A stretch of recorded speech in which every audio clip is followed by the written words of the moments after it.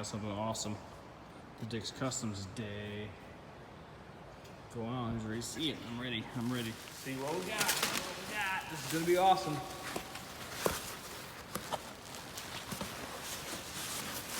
Woo! Look at that. She's a beauty. No more tab problems. Wow, look at them welds. Holy cow. She's beautiful. Look at the bottom out. Yeah, we've all broken one of those. Time to put her on. She's over here. She's been through a lot. This is actually the first DCP radiator cage that was ever made for this model of bike. And she's been through war, but now it's time for the new hotness. Let's see how this thing fits. See how she fits.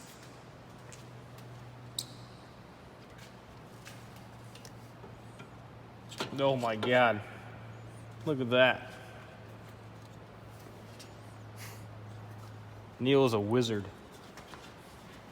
It fits better than the original radiator. Well, you need bolts. Install was flawless. Everything mounted up good. Got my fans wired in. Putting hoses on now.